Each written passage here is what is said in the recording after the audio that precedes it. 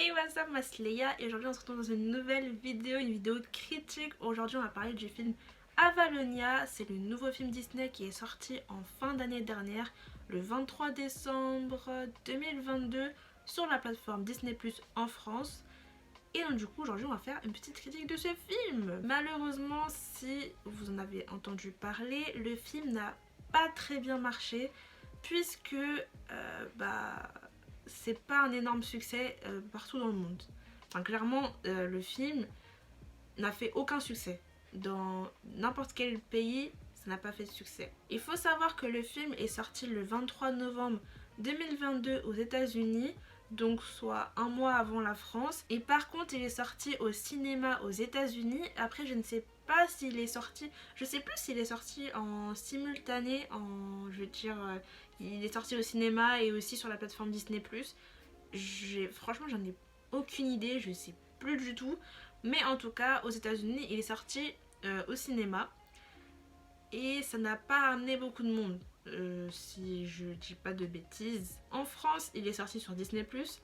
Ça a été d'ailleurs compliqué puisque pour ceux qui ne savaient pas, Disney+ avait fait un premier coup de pression, si on peut dire ça, sur la France, plus particulièrement le cinéma en France, par rapport à Black Panther. Il faut savoir que Black Panther 2 a failli ne pas sortir au cinéma.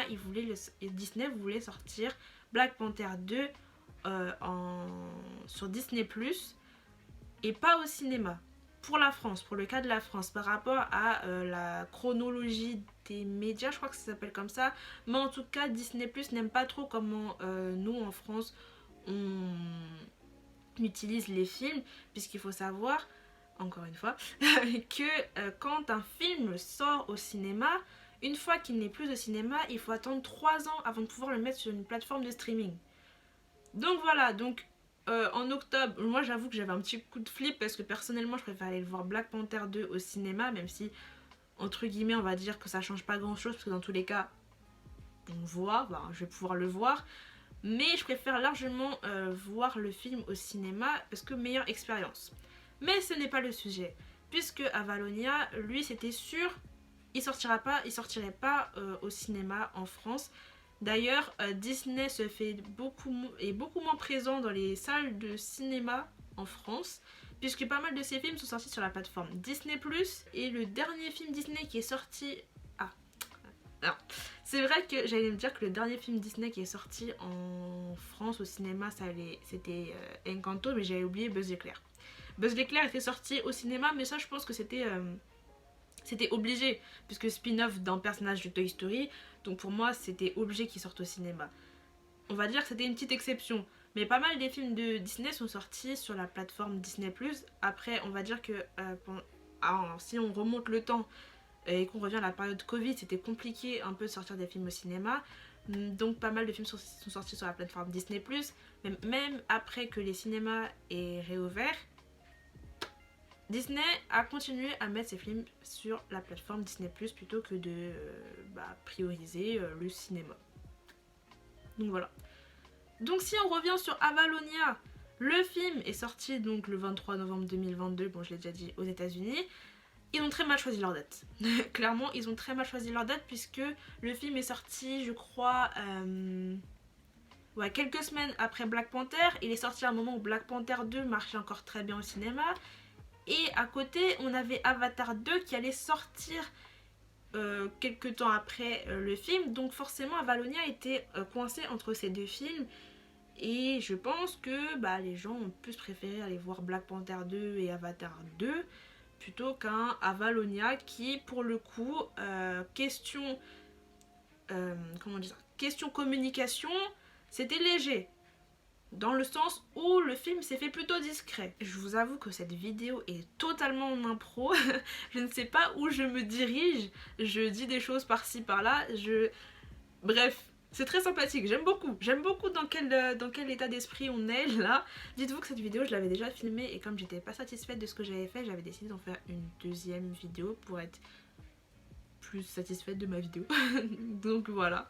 Et donc du coup, pour ce qui est, si on revient sur Avalonia, le thème de la vidéo, ce film a réellement fait un gros fail. C'est-à-dire que le film a fait énormément de pertes. Le budget du film était assez important, mais malheureusement, comme le film ne marche pas bien, eh bien Avalonia n'est pas du tout rentable pour Disney. Donc du coup, ça fait des pertes pour eux. Bon, après, c'est une assez grande entreprise, donc bon, ils vont pouvoir remonter. Je crois pas que ce soit quelque chose de très grave, mais c'est quand même le plus gros échec du côté de Disney. C'est-à-dire que même des films qui ont moins marché au niveau de la critique, etc., au niveau du public, et je cite par exemple Buzz l'éclair, le spin-off de Buzz l'éclair, il a beaucoup plus marché que Avalonia. On est à un stade où Avalonia a clairement fait un énorme c'est un énorme échec. C'est un énorme échec, il faut se le dire. Je sais pas si c'est le plus gros échec de Disney, mais en tout cas sur ces dernières années, c'est le plus gros échec. C'est le plus gros échec malheureusement pour Avalonia. Pas mal de films ont quand même beaucoup mieux marché que Avalonia, et même s'ils n'avaient pas été très appréciés par la critique. J'ai été étonnée d'apprendre que Encanto aussi avait marché, mais c'était limite. Ça, je le savais pas par contre. Je pensais que Encanto avait très bien marché pour le coup. Surtout que la chanson Ne parlons pas de Bruno, je me suis dit que ça avait super bien marché. Mais au final, pas tant que ça, mais ça a beaucoup mieux marché que Avalonia. Mais quel est mon avis sur ce film au final? Qu'est-ce que j'en pense moi personnellement? Et c'est le sujet de la vidéo et on va en parler. On va en parler de ce film. Et je vais commencer par vous dire de quoi ça parle ce film. Puisque c'est bien beau de parler de ce film qu'on connaît par son nom. En ayant vu quelques affiches, en ayant... Et après en avoir entendu parler un peu partout, on va dire. Sur la télé, je sais pas, sur les réseaux, j'en sais rien. Mais... même s'il n'a pas fait beaucoup de bruit, on en a quand même entendu un peu parler. Malheureusement, pas très positivement. Ouais, c'est ce que je viens de dire là. Bref. Le synopsis de ce film. Dans Avalonia, on va suivre une famille une famille qui va devoir partir à l'aventure pour pouvoir sauver son pays qui actuellement est en train de perdre sa ressource première. Cette ressource est en train de s'éteindre petit à petit, elle est en train de mourir et cette famille va devoir trouver la solution pour pouvoir la sauver. Le film dure au total, je vous dis ça mais je sais même pas combien, je sais même plus, attendez, moins de 2 heures, mais je crois que c'est pas loin de 2 heures, peut-être, je sais plus, 1h40 je crois, un truc comme ça, 1h40, 45. Par rapport à ce temps, est-ce que je trouve que c'est très long ou pas assez long? Ça va au niveau du temps. C'est vrai que sur les 20 premières minutes du film, j'ai trouvé ça très rapide et je me suis dit le film est quand même assez long, donc est-ce qu'on va avoir pas mal de choses à dire ou pas? Parce que c'était crescendo, hein. Franchement ça allait très vite. Ça allait très vite sur les 20 premières minutes. Donc voilà, mais j'ai trouvé le film ni trop long ni trop court. Vraiment normal quoi. Normal. Si vous avez vu les trailers, enfin les bandes annonces d'Avalonia, vous avez peut-être compris que ce film va mettre en avant 2 personnages, un père et un fils, qui ont une relation assez particulière. C'est un peu une relation un peu tendue entre les deux. Et tout au long du film, on va voir cette relation entre guillemets évoluer. Je vous dis entre guillemets puisque je trouve personnellement que cette relation prend énormément de temps à évoluer. Et au final, est-ce que je peux dire qu'elle a vraiment évolué? C'est la question que je me pose à cet instant encore, après avoir vu le film il y a très longtemps. J'ai vu le 1er janvier quoi. Ça fait un petit moment que je l'ai vu puisqu'au moment où je filme, on est le 17 janvier. Donc voilà. Et je trouve que par rapport à cette évolution, c'est très lent. Je veux dire, il se passe toujours les mêmes choses, on stagne, on fait du surplace Et tu te demandes si est-ce que ça va vraiment évoluer pour le coup, ou est-ce qu'on va rester au même stade? Est-ce que le fils va continuer à leur reprocher toujours les mêmes choses? Est-ce que le père va continuer à donner toujours les mêmes réponses? Est-ce qu'au bout d'un moment, on va avoir une réelle évolution? Je vous avoue que c'est ce que je me suis demandé pendant tout le film. Est-ce que ça allait changer petit à petit? En parlant de relation père-fils, la relation qu'on a d'abord, enfin qui est mise en avant, c'est la relation entre Yeager et son fils qui s'appelle... il s'appelle comment son fils déjà? Ah oui, entre Yeager et Searcher, dites-vous que j'ai retenu le nom du père parce que juste Yeager. Tous les fans de manga et d'anime, s'il vous plaît, dites-moi que j'étais pas la seule à avoir pendant un moment à m'être arrêtée en mode il s'appelle bien Yeager, c'est bien ce que j'ai entendu là, Yeager, genre Yeager comme Eren Yeager dans l'attaque des titans, genre Yeager. Vraiment je me suis arrêtée pendant un moment, je me suis dit et son fils s'appelle comment? Il s'appelle Eren? Il s'appelle pas Eren, il s'appelait Sortir. Mais bon, quand même, on sait pas, hein, peut-être que le réalisateur, il était fan de l'attaque des titans, il s'est dit, je vais caler un petit Yeager par-ci, hein, voilà, ni vu ni connu. Je l'ai vu, je vous ai vu monsieur, je vous ai vu monsieur ou madame, je sais pas qui a réalisé le film, mais je vous ai vu. Je vous ai vu. Donc, qu'est-ce que je disais? Oui, la relation qui est mise en avant, c'est la relation entre Searcher, qui est le fils, et Yeager, qui est le père. Mais petit à petit aussi on a une autre relation père-fils qui va venir qui va comment dire qui va putain j'ai pas les mots genre en tout cas il y a une autre relation père-fils qui va être mise en question, on va dire ça comme ça, qui voilà, va être remise en question, c'est la relation entre Searcher et son fils Ethan. C'est assez drôle parce qu'on a ce problème de relation père-fils sur plusieurs générations, clairement. On a entre le grand-père et son fils, et bah le fils avec son fils à lui-même. C'est assez drôle. Mais la relation, enfin, le fait qu'on mette en avant aussi la relation Searcher et Ethan en avant, qu'on montre qu'en fait il y a aussi des problèmes dans leur relation, ça va venir assez tard dans le film.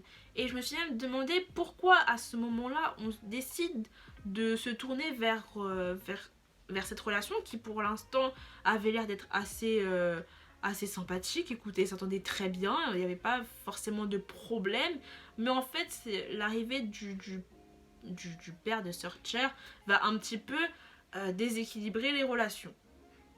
Voilà, entre les peurs, les craintes de Searcher et le personnage d'Ethan qui s'affirme petit à petit dans ce film. Mais personnellement, ce que je trouve dommage, c'est que la relation entre Searcher et Yeager prend du temps à évoluer, et même en ayant vu le film, je me demande si elle a réellement évolué pour de vrai, vraiment. Est-ce qu'elle a vraiment évolué? C'est la question que je me pose. Ce qui est sympa dans ce film, c'est qu'on a pas mal de personnages assez différents, on a pas mal de... On va dire qu'au niveau des personnages, on a plusieurs représentations, si on peut dire ça comme ça, des personnages assez divers, et je pense que vous êtes pas mal en avoir entendu parler si vous avez suivi un petit peu... je ne sais pas. Si vous avez suivi un petit peu ce que Disney... Enfin, si vous suivez un peu Disney ou que vous êtes intéressé un peu à Avalonia, et même sans forcément s'intéresser à Avalonia, c'est vrai que c'est quelque chose qui, ça a tourné un peu partout, puisque on a le premier personnage homosexuel de Disney qui est Ethan. Donc voilà, c'est le premier personnage homosexuel de Disney, et ce qui est vachement cool dans ce film, c'est que par rapport à ce personnage, donc du coup le personnage d'Ethan, c'est que son homosexualité c'est totalement accepté par sa famille. Je veux dire, c'est pas un problème, c'est pas quelque chose qui est caché. Non, ses parents sont au courant, sa famille est au courant, et c'est tout à fait normal. Et voilà, on voit justement Ethan avec son petit son crush quoi. Genre, je sais plus comment il s'appelle aussi son crush. je n'ai aucune idée, mais je sais pas comment, je veux dire comment ils ont animé ces personnages, même si je pense pas que ce soit le mot adéquat, mais je veux dire on a Ethan qui est tout timide avec son crush, qui sait pas trop comment il sait pas trop comment se comporter, il sait pas trop comment lui parler. Et puis, c'est trop bips, voilà. Mais ce que je trouve aussi dommage dans ce film, c'est que je vais trouver son nom parce que là ça m'intrigue, je sais pas comment il s'appelle. Diazo, mais oui, il s'appelait Diazo. Mais comment j'ai pu oublier? Voilà, le crush d'Ethan il s'appelait Diazo. Donc je disais ce qui est dommage, c'est que on n'a pas plus d'interaction entre Diazo et Ethan. C'est-à-dire qu'on a cette première scène, voilà, où Ethan est assez timide, il sait pas trop comment lui parler, et puis Diazo, lui, bah, il parle normal, enfin, genre, bref, on a cette première scène qui est très cute, mais c'est tout, c'est tout, genre, je veux dire, c'est tout, quoi, surtout que dans un moment dans le film, quand Ethan rencontre son grand-père, justement, il parle justement de Diazo et de ce qu'il éprouve pour lui et du fait que bah, il n'arrive pas trop à savoir comment se comporter avec lui et comment bah il a envie d'être plus confiant, vous voyez, et son grand-père est là, lui donne des conseils et tout, mais nous on s'attend à voir est-ce qu'il applique les conseils de son grand-père, on attend de voir comment ça évolue, on veut savoir nous pourquoi vous nous laissez comme ça. I'm not okay with that, s'il vous plaît Disney, faut nous faire quelque chose là, faut nous faire quelque chose. Bref. Maintenant qu'on a parlé de ça, je vais revenir du coup sur ce que j'ai dit. J'ai dit que les personnages étaient très divers, étaient très différents et tout, c'est super sympa, etc. Mais pourquoi Disney, vous ne les exploitez pas à fond, s'il vous plaît? Je veux dire, s'il vous plaît, il n'y a aucun personnage qui évolue dans ce film. On va dire peut-être un peu Ethan, puisqu'il s'affirme un peu plus, etc. Mais non, il n'y a aucun personnage qui évolue vraiment, on voit aucune évolution entre guillemets, c'est tellement dommage, mais tellement dommage de voir aucun personnage qui, je sais pas, qui évolue quoi. Je suis triste là, je suis triste, j'ai besoin de voir des évolutions, j'ai besoin que Disney exploite ses personnages à 100%. Ne me faites pas des personnages comme ça là, très sympathiques et puis c'est tout. Non, faites des choses encore plus sympas avec eux, s'il vous plaît, s'il vous plaît. D'ailleurs, j'ai beaucoup aimé le personnage de la mère, qui est archi cool, je trouve. Je sais pas, genre ce personnage, je l'ai kiffé. Genre vraiment, j'ai trop aimé le personnage de la mère. Mais bah voilà quoi, un personnage très cool, mais comme je l'ai dit, s'il vous plaît, exploitez vos personnages à 100%. S'il vous plaît, s'il vous plaît. Le personnage tout bleu là, c'est un personnage que j'ai grave kiffé parce qu'il me faisait trop rire. Je le kiffais de ouf, j'aimais trop, je l'aimais trop. Mais ouais, ça manque de quelque chose. Ça manque de quelque chose au niveau des personnages là. Si je me permets de comparer Avalonia avec un autre film, je parle de Encanto. Les personnages dans Encanto, pour le coup, eux, c'était beaucoup plus sympa puisqu'on les voyait, on voyait leurs problèmes, on voyait un peu leur évolution, comment ils allaient résoudre leurs problèmes, etc. Je veux dire, c'était vachement cool. Puisque dans Encanto, bah, on avait le personnage de Mirabel, on avait Isabella, on avait Luisa, Bruno. Ces 4 personnages-là qui étaient vraiment mis en avant et on voyait un peu bah, leurs problèmes, l'évolution, etc. Avalonia, on n'a pas ça. On n'a pas. Il y a pas. C'est juste Searcher et Yeager, Searcher et Ethan. Et encore, il se passe rien. Genre vraiment, c'est super dommage. Genre vraiment, pour le coup, c'est vraiment dommage. L'un des points importants aussi dans Avalonia, c'est qu'on a un thème aussi qui est présent. Un autre thème qui est présent, c'est le thème de l'écologie par rapport au monde dans lequel ils vont partir à l'aventure. Voilà, on va apprendre à la fin du film ce que représente ce monde et je trouve ça mais tellement incroyable d'avoir pensé à représenter ce monde de cette façon-là. Je veux dire que quand tu comprends ce que représente ce monde, c'est du génie, enfin c'est du génie. Peut-être que je ne pèse pas mes mots, je ne sais pas, mais personnellement j'ai trouvé ça incroyable. J'étais là, j'étais en mode mais c'est incroyable. Comment vous avez réussi à penser à faire ça? Enfin genre, c'était ouf et j'ai trop aimé cette représentation, j'applaudis. J'applaudis. C'était bien joué. C'était bien joué. Vous êtes très fort, Disney. Pour ça, vous étiez très fort. Pour ça, seulement. Bravo, c'était incroyable, vraiment. Maintenant, si je devais un peu conclure sur ce film et si je devais apporter un dernier point dessus, c'est que le film est en fait un film qui est assez simple. Pour le coup, c'est très sympa, parce que tu te dis, bon, un film simple et tout. Je trouve que pour finir l'année, c'est assez sympathique, puisque c'est un film sans vraiment prise de tête. C'est très facile à regarder, je veux dire que tu regardes sans souci. Ouais, ça se regarde, franchement c'est fluide, même s'il se passe pas énormément de choses, même si on n'a pas énormément d'action, malgré le fait qu'il soit parti quand même en exploration, qu'il part dans un nouveau monde, qu'il découvre de nouvelles choses. Ils auraient pu développer ça un peu plus aussi, un peu plus d'action, etc. Mais ça se regarde, ça se regarde. Franchement, ça peut être sympa comme film à regarder en fin d'année, tranquillement sur son canapé ou pour débuter l'année. Voilà, 2023. Donc voilà, c'est simple, mais d'un côté, c'est dommage puisque on aurait pu l'exploiter encore plus ce film.